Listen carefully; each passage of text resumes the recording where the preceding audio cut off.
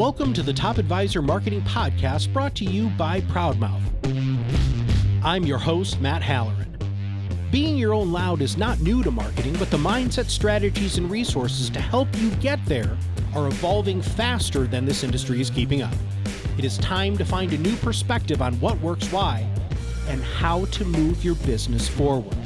Listen as I interview guests to help you learn from them how to be your own loud. Let's get to the show. Hello and welcome to another Top Advisor Marketing Podcast. I'm your host, Matt Halloran. You know, I've been able to interview some really freaking cool people in the 400 episodes or so that we've done of the show. And when I found out that Kristin agreed to be on the show, my first thing that I thought was, I get to interview somebody who's like a hero of mine for a number of reasons. Number one, social media presence off the charts. Always just creating unbelievable content that people just love. So there's number one. And then number two, how ingenuitive she is, how smart she is, and how good she is at what she does just makes me want to strive on a regular basis to be more and more like her. And so she decided to be on the show. I was so excited about it. So, and I love embarrassing you a little bit, and that's fine because first off, I am really honored to have you on the show. And I'm also really honored because you gave me an advanced copy of the book that you have coming out. I have the opportunity to read it. I already started. Everybody who's listening to this is going to want to buy a copy of this book because it fundamentally is going to make you question what the hell you're doing and why you're doing it from the world of not just marketing, but also practice management. And I just absolutely love it. So, Kristin, welcome to the show. And thanks for being a guest. Matt, my face hurts from smiling already. That was so nice. I'm honored to be on the show. I know you're super particular. Meanwhile, right before we got started, my whole background with my life plants just fell over. So I'm you're my hero. Everyone should be everyone's hero for just keeping it together and being human. You know what? The fact that we're even here right now is a truly remarkable thing. Now is some other announcements that we're going to make, not only about the book, because that's one of the things that we're going to talk about today, but you are now the chief product officer. So you've just been screaming up this corporate ladder with all of your experience and everything that you have. What is this new position? And why don't you just take 2 seconds and talk a little bit about where you are right now, and then we're going to jump right into the book. Is that cool? Yeah, absolutely. That sounds good. What exactly does my title mean? I think the beauty of it is that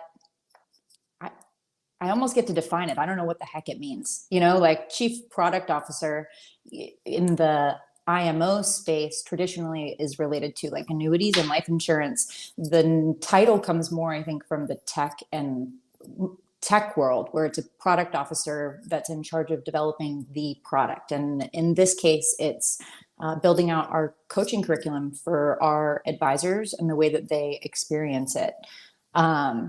Long story short, the way I first understood it was a job where I could do a whole lot of deep work, really creative work. And it would be my job to go on Do Not Disturb and bring ideas to life. It's like a dream. It's pretty cool.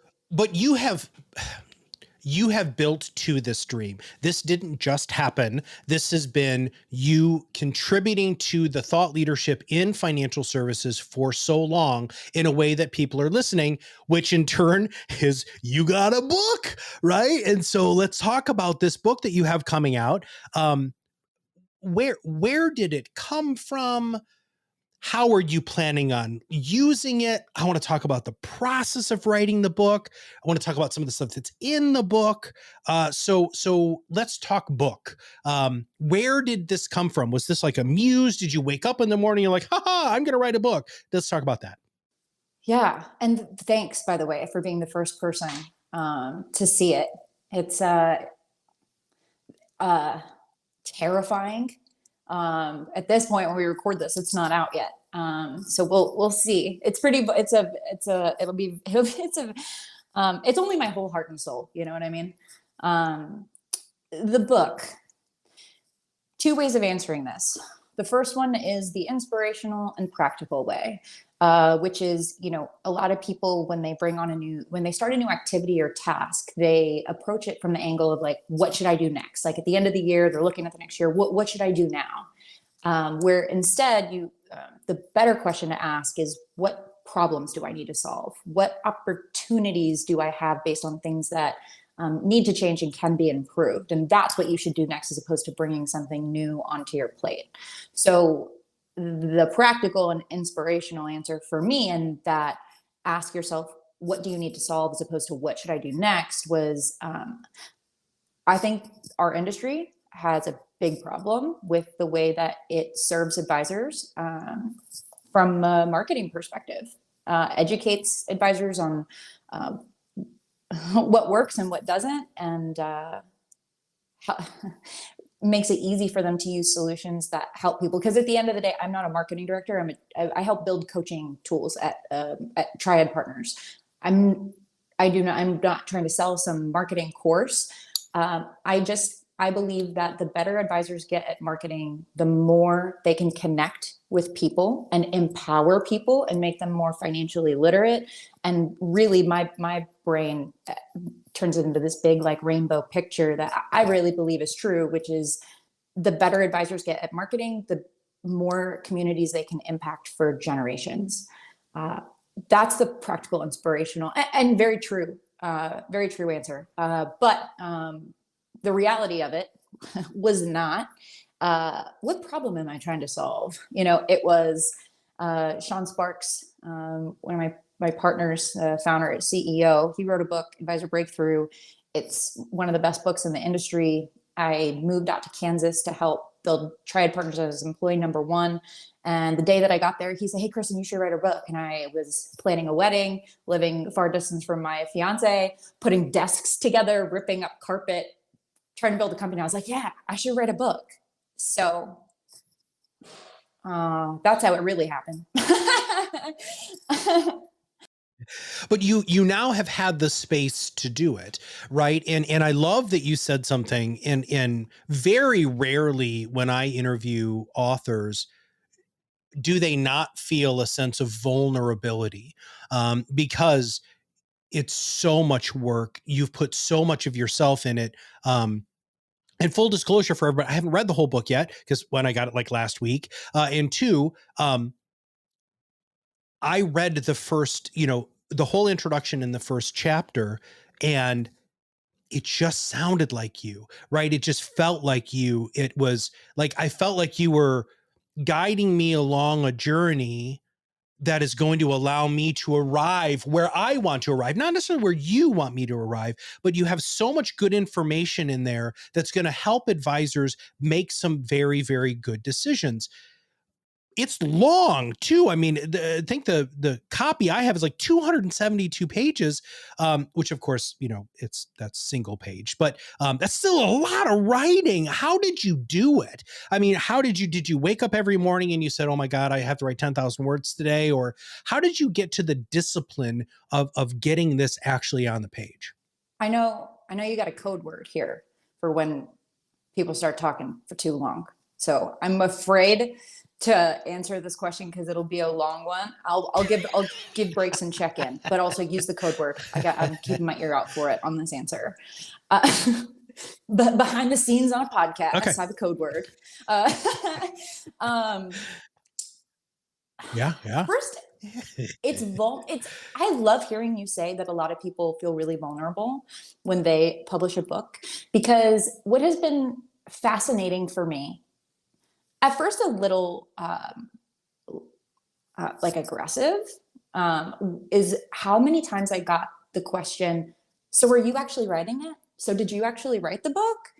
And like the first couple of times I'm like, "What? Yes. Thank you for asking. Yes." But then, you think about the question behind the question, which is, I'm not assuming they mean, did you have it ghostwritten? But, did you have somebody help you write it, which is a really great way to approach writing a book. It's really practical, not ghostwriting. Some people have a really hard time writing, right? Like it's very easy to get writer's block. I think the stat was 1 in 3 people stop writing a book because they get stuck. But everybody knows how to talk, and nobody ever gets talker's block. You know what I mean? So I think the question behind the question was, were you interviewed, and was it transcribed and formatted to sound like your voice? I'll tell you, I tried that. That's like the easy advice. That's kind of like that's like, and it got me far enough to get started.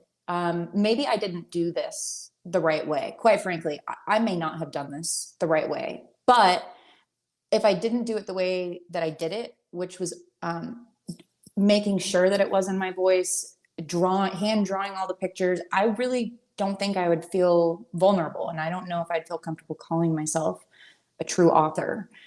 People will tell you it's really easy, right? It's really, really easy to just talk and have somebody transcribe it and then bring it back to you, and they'll polish it. It's so much more than that. So I made the mistake last year November 2020, Sean said, you should write a book. I said, all right, I'll write a book. So I was planning on getting married in June. I told everybody I was writing a book. I did a podcast circuit. I was on our friend Alex's podcast. I'm like, hey, I got a book coming out next month. I have no idea how I was going to do that. All I had was a bunch of transcriptions. You know what I mean?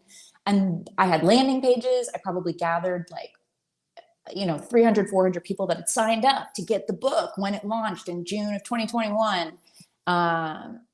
And then I realized it was too much, because there's a season for everything. And I had to table it, but there was this public accountability that was kind of weighing over me, where I had a book cover mocked up, and that of a book that honestly didn't exist. I had 200 pages on a Word doc, but it didn't exist. But it was still like an open checkbox in my head. And we had Chandler Bolt, who at meaning Triad Partners, he's Forbes 30 under 30. He's published like 30 books before the age of 30. He has a program called Self-Publishing School. And we bring in outside industry experts to do intimate coaching calls with our advisors. So he was doing an intimate call, teaching them how to write a book. And it was towards the end of the year, 2021. And it was, all right, I'm going to pull out my card, and you can swipe it, and we'll do this the right way. Having a coach and having accountability was a major difference maker. And honestly, of those first 200 pages and of the 200 and some pages you have now, I'd say maybe 30% of it is the same, because I had just done so much of it wrong. It just wasn't viable.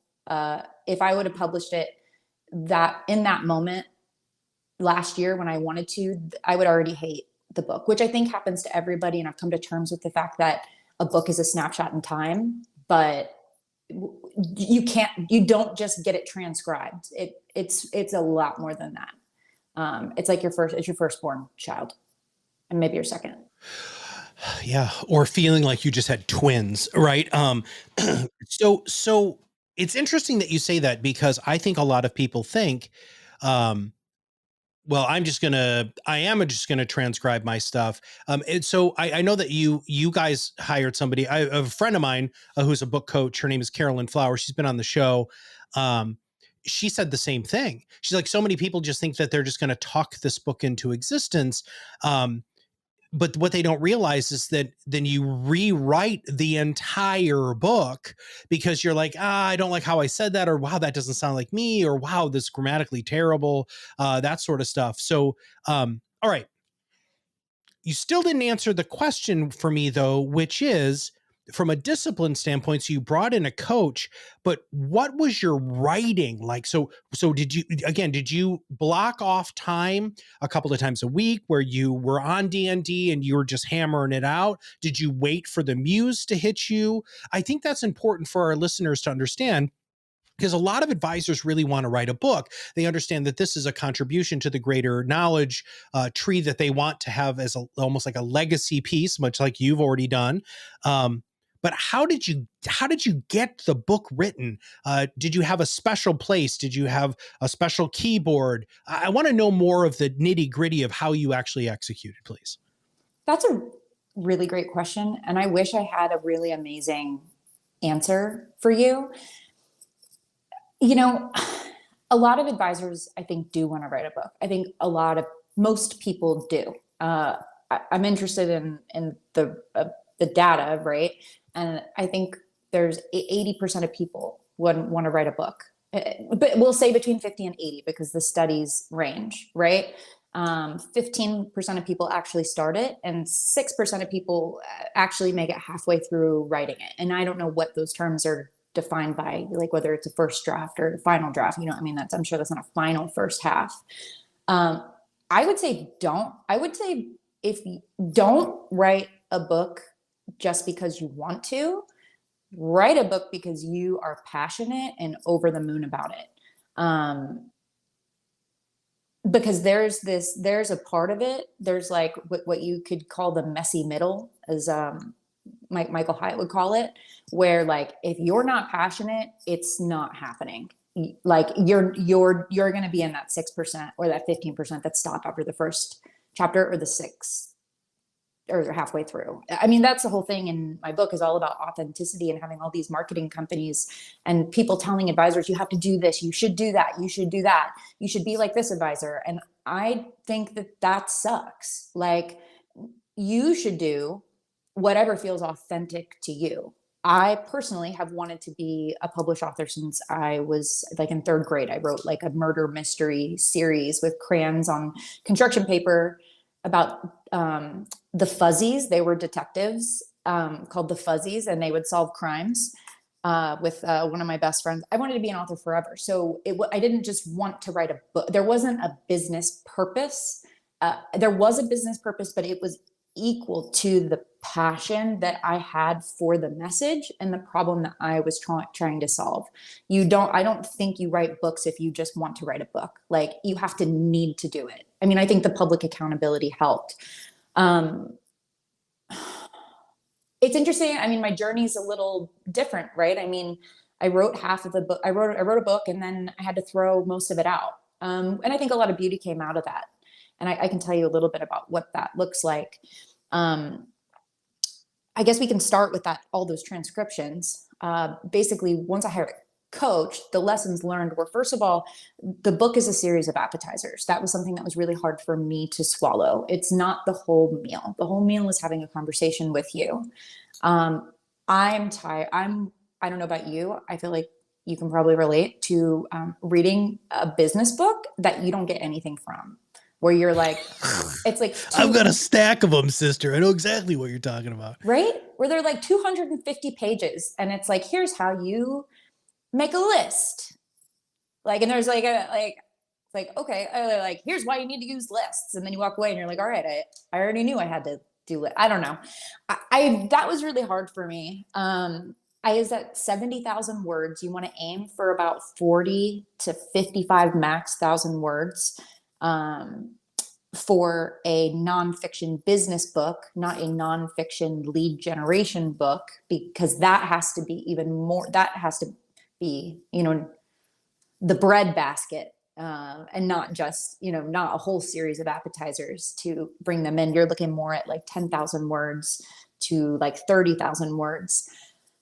So step one was cutting everything out that was really that was very time sensitive, if you will, very specific to the time. So in the book, I have a chapter about social media that looks nothing like the first draft. The first draft went into really specific details, like 20 to 30 for LinkedIn, Facebook, YouTube, but that would have immediately outdated the book. So I wanted to take a lot of the time sensitive things out.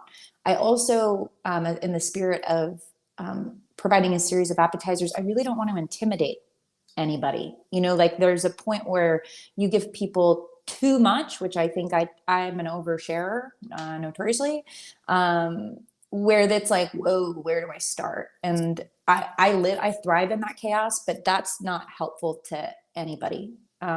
So I had to try to cut about 40,000 words. And that took weeks just combing through it. The benefit of it was that all of that content got repurposed, and are now add-ons or lead magnets inside of the book. Hey, go to this website at the end of every chapter. If you want more on this, you can go here, which is basically bringing them in through from, we'll say the book is top of funnel, engaging, you go a little bit further to middle of funnel by engaging.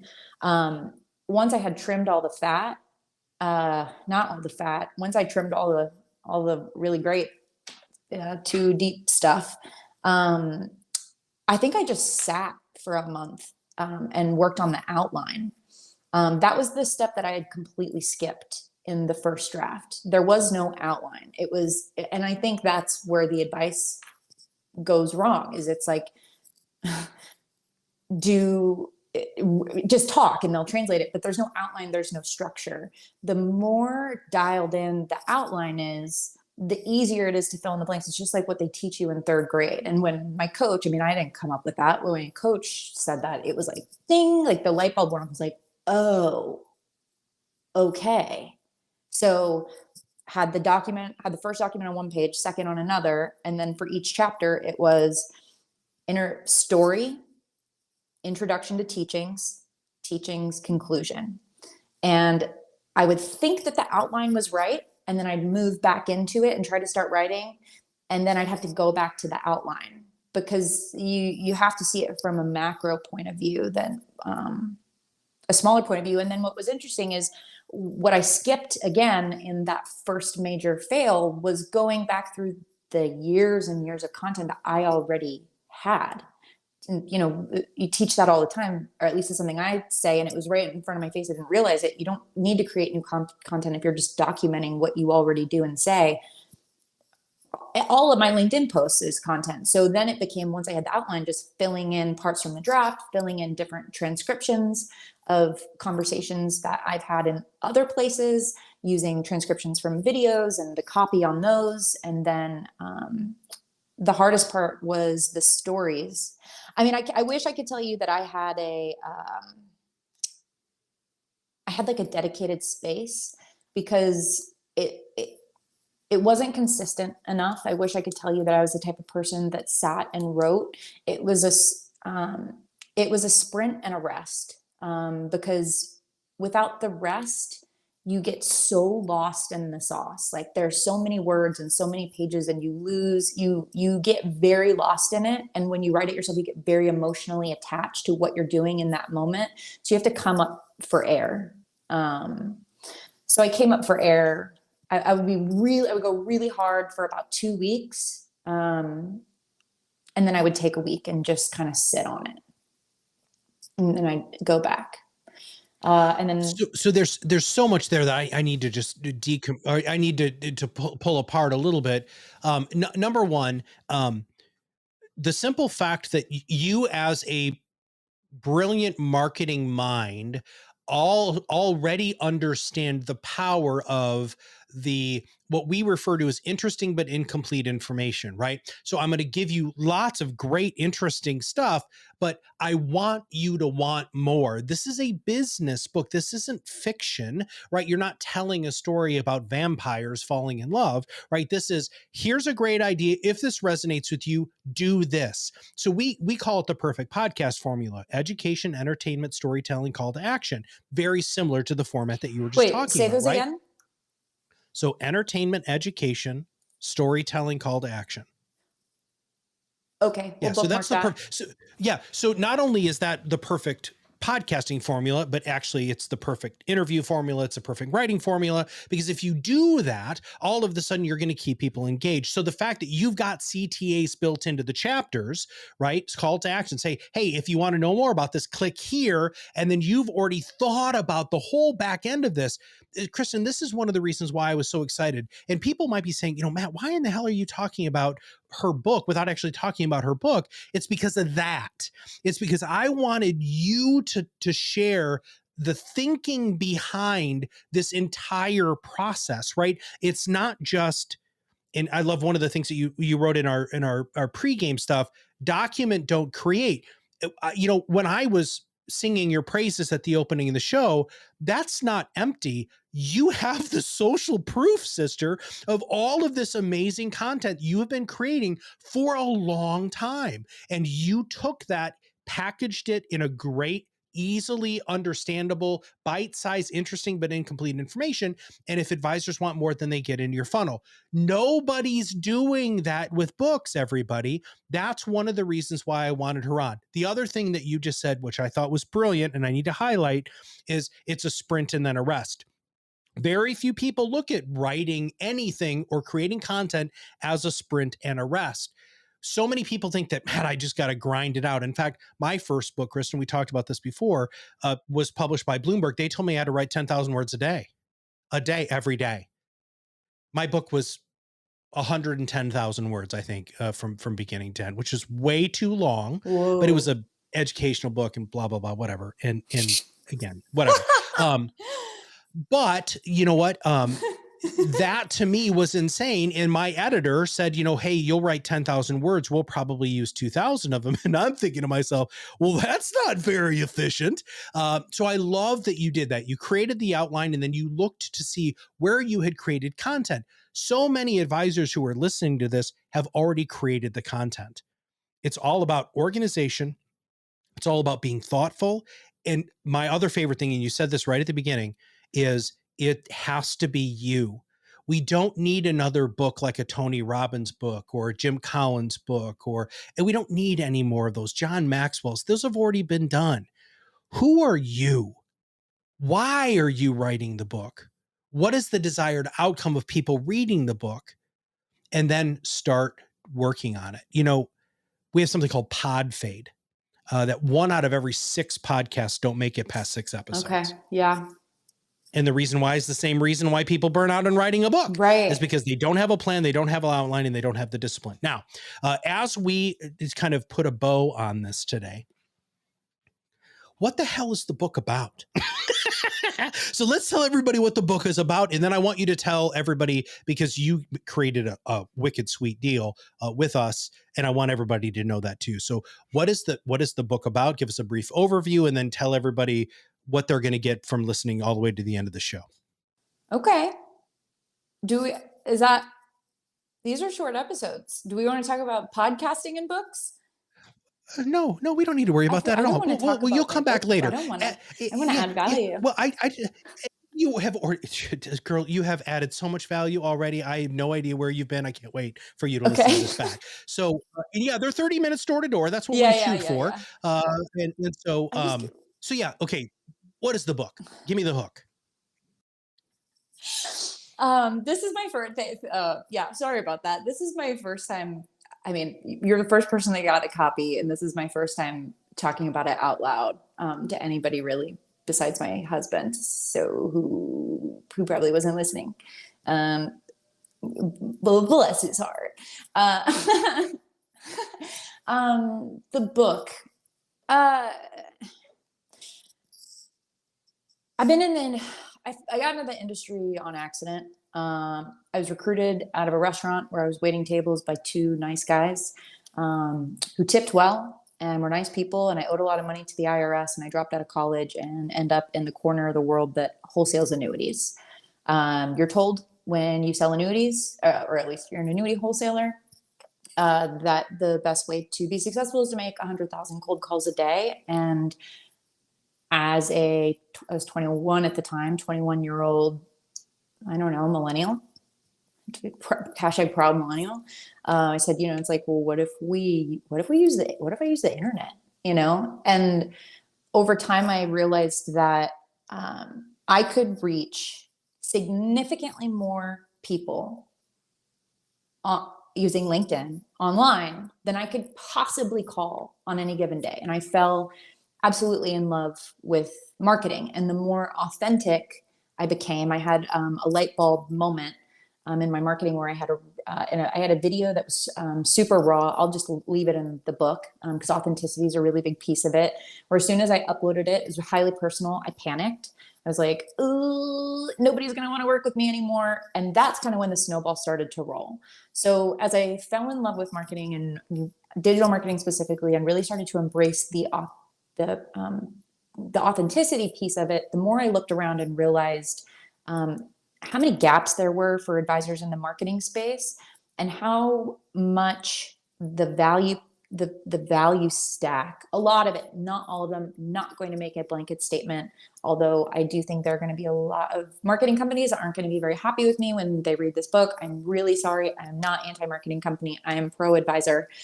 I'm sorry. But basically it's all, there's so much that's canned. There's so much that comes off the conveyor belt. Advisors are busy as well. You know, like they look at digital marketing and it's like, hey, oh, I know I need to be online. Let me just check that box. Okay, check. I'm online. I hired this company to go stand in for me and basically pretend to be me online, where they're not showing up in their marketing at all. And between those two issues, everything is canned. The marketing, and they're canned because the marketing companies are more focused on their own efficiency because they serve thousands and thousands and thousands of advisors, not all of them, but many of them. That the product that advisors use are super watered down, and simultaneously the other end of that sword is advisors aren't really showing up in their marketing. And you can't, this is not a B2B world. This is not a B2C world. This is a H to H world. This is a human to human world. People do business with people. And when you pull in, and there are a lot of advisors who basically don't see any results in their digital marketing. And I'm not surprised. I have a lot of empathy for them because it's like a lack of education, I think, type of thing. You don't know what you don't know. But a lot of people aren't seeing success online, and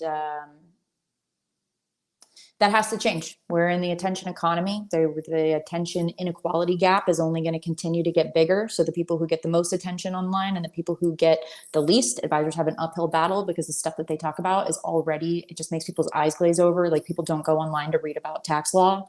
But there are ways that you can make it work and do it in a way that like you love and like feels really good and authentic to you, and makes people really excited to see you, and pulls you out of this massive pool where all advisors look, sound, feel the same. The truth about digital, it is the truth about digital marketing for advisors, right? And you just teed me up so beautifully for that. I mean, it's the truth. And when you read something that is the truth, there are parts of it that are going to make you question. There are parts of it that are going to make you say, I don't agree with that. It doesn't matter if you agree with it. It's the truth, right? If you really want to look at somebody who has truly mastered this digital marketing space, it's you. It's one of the reasons I wanted you on the show. One of the reasons why I'm so excited and so honored that I have an advanced copy of the book, and that you are going to be, so we're going to have a link in the show notes. You want to tell them a little bit about what people can get if they go to this link? So so you can head to the show notes, and I'm giving the first 2 chapters out for free. I love how excited you are about that. I really appreciate it. This is all, it's all kind of insane. But I didn't write this book to make money. So, I mean, I think I shared with you, instead of doing Audible, where I'm recording it in my voice, I'm just going to read the book and then make it colorful and add more in a podcast, because I'm not doing this for money. And it is so everybody needs to head to thetruthaboutdm.com/free. That's going to be in the show notes. Click on that link and you're going to have a chance to get those first 2 chapters. I've only read the first chapter. You want to do it, everybody. You need to have a different perspective. You know, part of what we firmly believe here at ProudMouth is very, very simple. 1, authentically be yourself, because then you have zero competition. Number 2, what can you do to rise above the noise and stop being the best kept secret in your area? And if you keep doing the same tripe, using the same crappy content that everybody else is doing, you are not rising above the noise. Nobody gets to know you. And you said it, Kristin, perfectly. People, it's human to human. It's H to H. It's not B2B, not B2C. People want a relationship with you. And if you want to see somebody who's done a great job of being transparent, being themselves, and being human, you need to also click on Kristin's link in our show notes to follow her on LinkedIn. You will see examples of authentic, real, powerful, engaging marketing, which is what all of you guys need. And you can't say to me, you're going to throw the compliance flag. No, that's a load of hooey, because if you don't say stupid stuff, you're totally going to be able to be compliant. Compliance doesn't care who you are. They care what you say, right? So don't say the stupid stuff, but say who you are and be truly authentic. Kristin, man, I can't thank you enough. I'm so excited. I'm going to finish the book. I've actually got a little bit of time. I'll probably finish by early next week. So you and I are going to chat, about how I feel about the book. I know how nervous it is to show anybody any of this stuff. And I'm so honored that I'm even on any list. And I can't wait to talk to you more about it. Everybody, you need to get the book. You need to follow her. You need to start really looking at what authentic and real digital marketing is going to be. So Kristin, thanks for being on the show. my face still hurts. Thank you so much for having me. This is really, really, really, really cool. You guys are the best. You guys are amazing. Thank you. And I hope you guys like it. Here's the deal, sister. You're going to find that out, because everybody seems to love to be that keyboard warrior, and you're going to have raving fans. And then you're going to have people who did what they did to my second book, which is to blast it. There were people who loved it and people who hated it. Didn't seem to be a lot of people in the middle. It doesn't matter. You did it. It's done. It's there. It's out into the world. And people are going to read this 20, 30 years from now, because they're going to see the title and they're going to say, I really want to know what the truth is about digital marketing. Now, if you all want to know a little bit more about anything that we do here at ProudMouth, it's very simple. Go to proudmouth.com. If you want to learn how to start your own podcast for free, go to podrocketacademy.com. Just sign up for the free version. Take Podcasting 101. It will truly help you launch your show. I teach you everything you could ever possibly need to know about starting your own podcast. Even like the microphones, I get really granular. Anyway, it's free. Please sign up for that. And last but not least, check out Triad. Check out Kristin. Check out what is going on in this vein, because if you plug in now, if you start doing what she's talking about in the book now, and you can, by the way, learn about a lot of stuff in the book by just following her and consuming her social, you are going to do something that all advisors need, which is separate themselves from the other advisors down the street. That's number one. And then number two is, if you do digital marketing right, you can hyper focus your niche and you will never run out of qualified prospects, because they're going to want to know you. They're going to want to follow you because you're speaking their language. Don't be afraid that you're not going to have enough people to market to. There's more than enough fish in the sea. Stop fighting for the crumbs under the table. Sit at the table with everybody else, and your life can be fantastic. So for Kristin and all of us here at ProudMouth, this is Matt Halloran. We'll see you on the other side of the mic very soon. Thanks for listening to the Top Advisor Marketing Podcast, brought to you by ProudMouth. If you want to know more about how you can be your own loud, visit us at proudmouth.com and sign up for the PodRocket Academy. Through courses and office hours led by professional podcast producers and digital marketers, you will learn everything you need to know to become the trusted subject matter expert you were meant to be.